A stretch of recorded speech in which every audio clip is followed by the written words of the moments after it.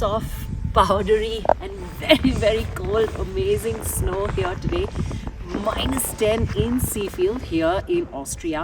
And we're here for a very fun experience with Audi, an ice drive, and you're going to see more of that today. But at this point, just look around me. It's like a winter wonderland.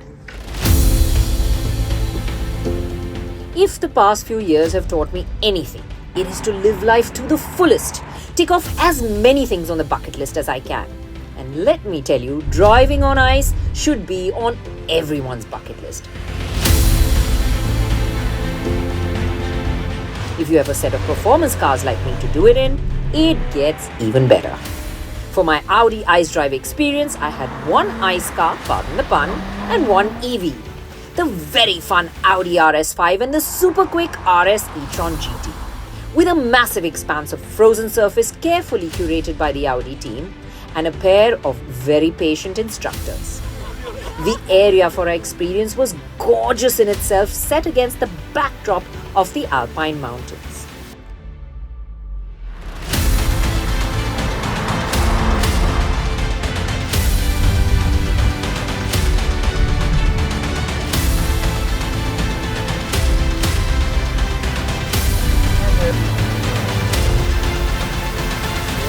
Good job. Good.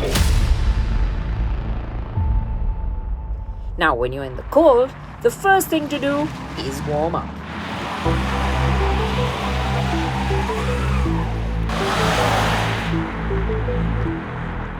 So we're just doing our warm-up laps now, getting used to the ice and the fact that the cars are sliding around even at these ridiculously low speeds. There is very, very little traction on this very frozen surface. And I'm in the e-tron GT right now. Whoa. I'm going to have a little bit of fun on the slalom. Yeah, so as you can see, it's a lot of playing around with the steering wheel and correcting. But it's fun. The morning kicked off with a short session with all of us getting a turn to drive both cars and just getting used to them and the way that they felt in these very frozen conditions. The RS5 with its more compact dimensions felt that much easier to handle at first. The e-tron GT has a much larger wheelbase, so this is feeling rather a bit more agile. A couple of laps in each car had me feeling a little more comfortable, and slowly we had picked up the pace a bit. The eagle-eye instructors were constantly watching us and telling us what to do. Keep the car straight. And there's an art to driving on ice. It's balancing the car, where the weight is, knowing when to brake, when to accelerate. Because when you accelerate, your nose comes up, the front has less grip, but the rear gets more grip. So it's a lot of playing with that balance and the weight of the car to keeping your car where you want it to go on ice. Once the instructors were sure we could actually drive on these surfaces, we set off to the next course. A set of cones was laid out for us to simulate a lane change and understand what braking hard on low traction surfaces would do. You can turn off the ESC, of course. You can turn it off completely.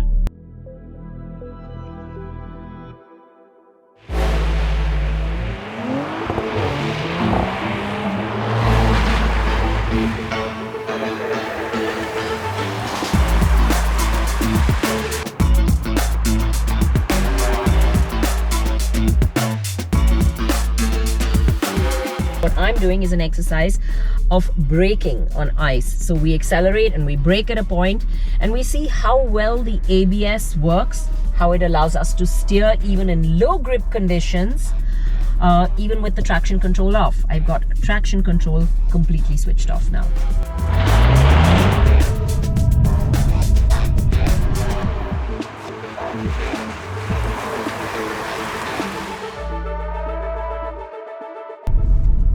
Okay, that is better. So you were still a little bit too early on the brakes.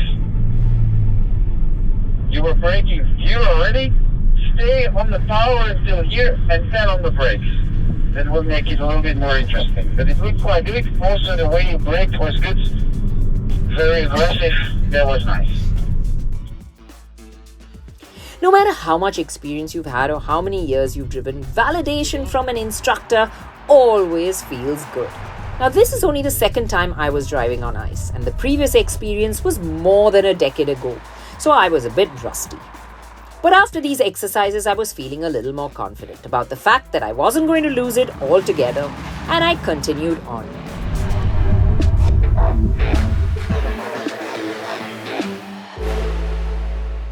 We're out in this white winter wonderland on this ice drive, and what you see happening behind me is a very green experience because these are the Audi RS e-tron GTs. As you can see by that wheel spin, there's nothing but the sound of crunching tires when that car starts because it's all electric. And the exercise here is basically to see what happens when you understeer. Now, this is ice. Traction is very low and traction control has been switched off in these cars just to ensure that we have very little grip in these conditions.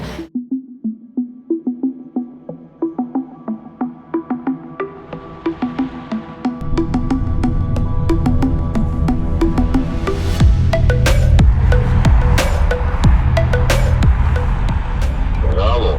Wait a bit, wait a bit, wait a bit.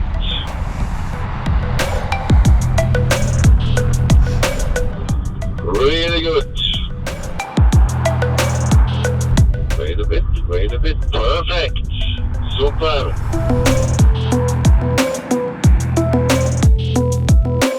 It's counterintuitive to unwind the steering when you're actually trying to go in that direction and the car's just sliding. You tend to turn more, but what you have to do is unwind and lift off, and then it gets going. After the course in Understeer, it was time to switch cars again, and this time to higher speeds. So what we're doing here is a last-minute obstacle avoidance. Traction control is off. I'm going to go through the set of cones, just lift off, use the steering wheel, and try and go through the next set of cones without hitting any.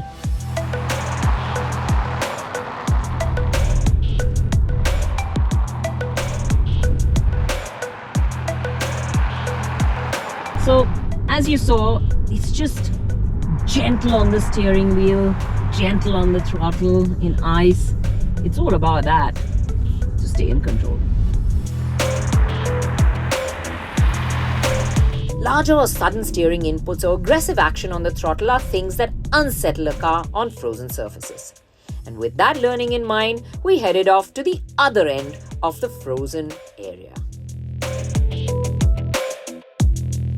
So this is where all the fun begins. This is the exercise where they're teaching us how to handle the car in oversteer or when you're putting it sideways into a drift. I think once we all get behind the wheel, we're just going to have a whole lot of fun.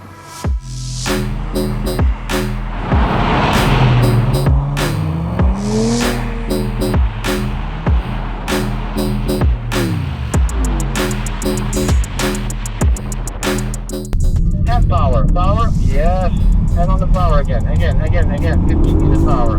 Easy, smooth. Yeah? And on the power again to continue your drift. Looks really good. Okay, so now we are drifting. Now this is a whole lot more fun. On the power to get the tail out and go a little sideways. Yes, the next one. So slow. Stay in first gear, steer in, and power up. Yes, and keep it. Perfect. Very nice. Alright, I'm learning to drift on ice.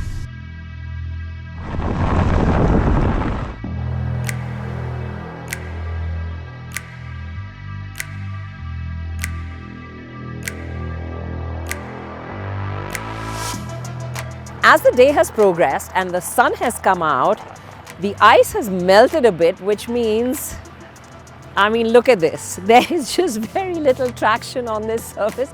I could literally skate or ice skate in my boots on this ice. So yes, it's very low traction. Now, in some countries, it's mandatory to have winter tires when it starts snowing and the weather gets like this.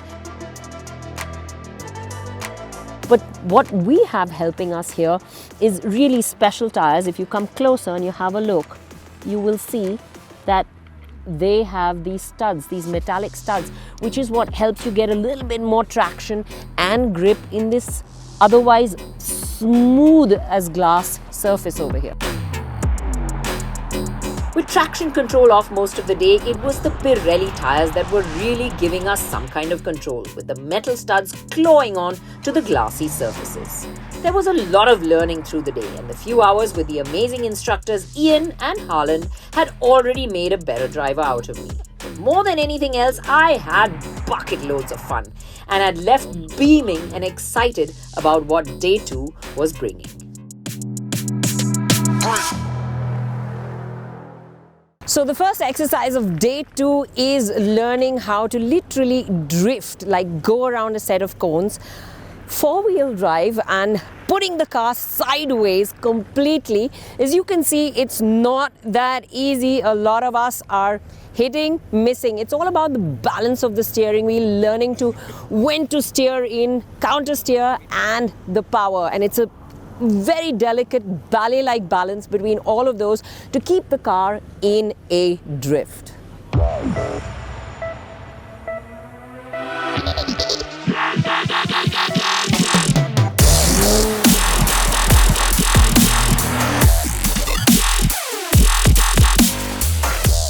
With the little oversteer we had done the day before, I thought it would be easy enough.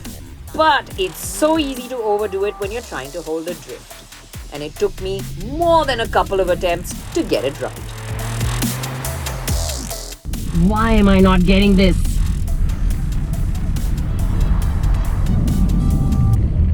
And steering again. Steering and keep it. Yeah, now you're getting it. Easy. Yes, and then you can go out. The last one was getting better. Finally getting it.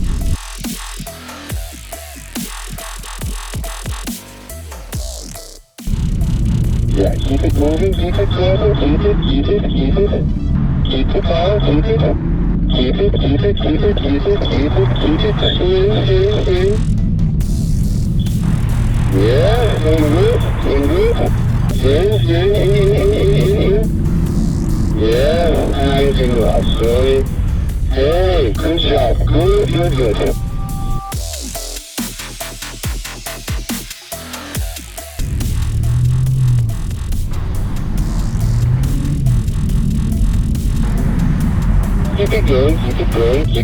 Keep it going. Perfect. Steering. Keep it going. Steering. In. Yes. Nice. Good. And out. Very nice. I finally managed to do it right. I'm getting the hang of this now. It's all about the balance of steering, throttle, and steering and counter steering, and you manage to just keep the tail out and keep going round on ice, and it kind of makes you feel pretty awesome. Oh boy, but when you do get it right, it's a thrill like none other. The dance between the steering and the throttle and the adrenaline rush of holding the car sideways is the best kind of fun you can have.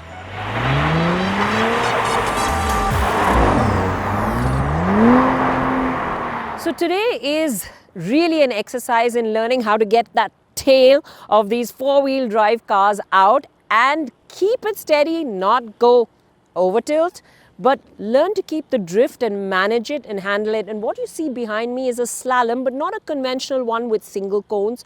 They've sort of laid out a course where we really have to get the tail out, drift between the cones, turn it around, and then drift through the next set of cones. Isn't going to be easy. It's going to be a lot of balance about steering, power, off the power, counter steer. So, yeah, let's hope we get it right.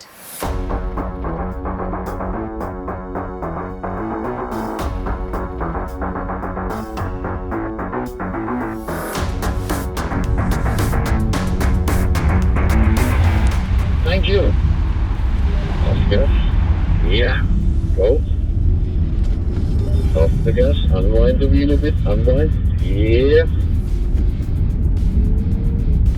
Off gas and unwind the wheel.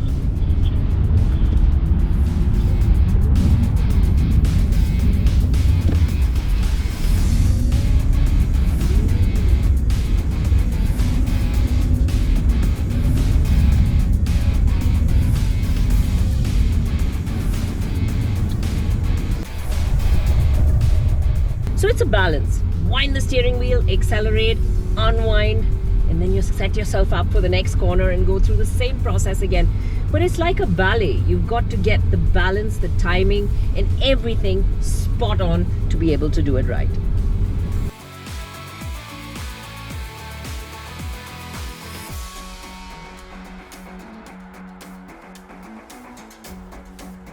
There is an art to driving on ice. It's all about weight transfer in your car, and we've been learning about that all day.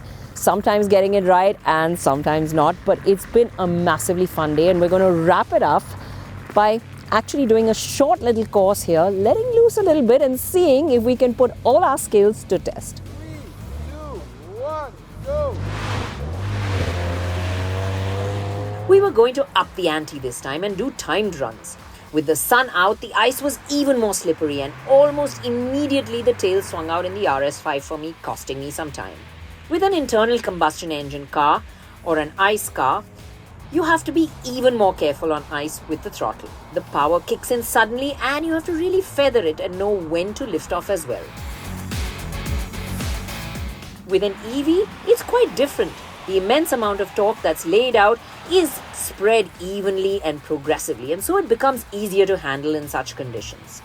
And eventually, it was the EV, even though it was larger and tougher to maneuver through the tightly laid out cones, that landed up giving me a better time.